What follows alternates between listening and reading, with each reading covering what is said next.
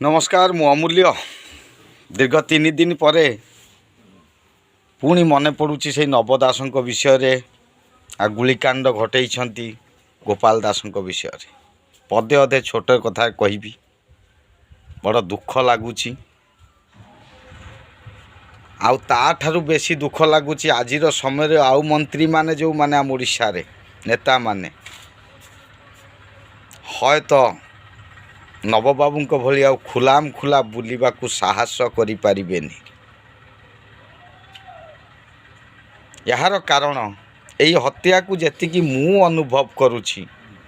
मते लागुछि अपमान प्रतिशोध हय तो किछि पुराणा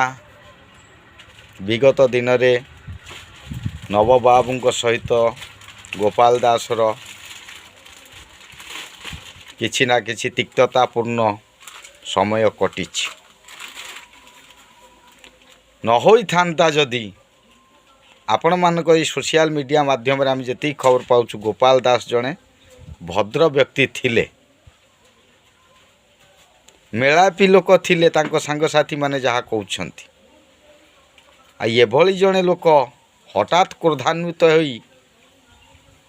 सुचिंतित योजना पूर्व करिछि भूल करिछि माने दंड पाऊ जी भी हो किंतु ये भूल सी कहीं कला आमे अंतत जानी थाऊ कारण कौन एठी राजनीति हैनी तो कहीं ना ओडिशार तो राजनीति होनी मो नजर पूरा हीन नीति हो चली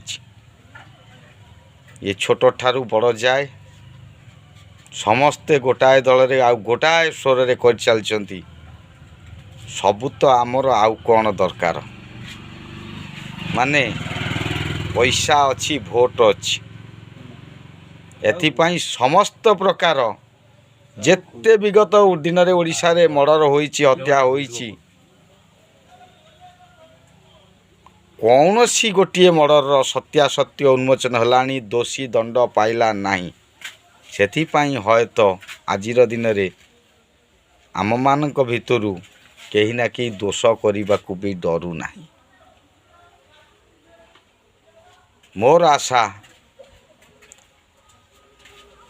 कौन सी ना कौन सी राजनैतिक दल हो पछे कांग्रेस दल जदि सामना को आसुची पूरा फाइट करने को आसू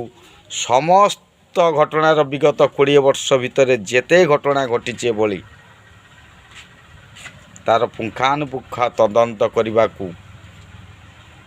आप्राण उद्यम करू अंतत नवदास जदि भूल करिथिबे कि गोपाल भूल करिथिबे जार तो जा हबार हेलानी किंतु आग को एमिति घटना मान न घटू बड़ दुख लगुच विचार आपण माने करंतु। जय हिंद।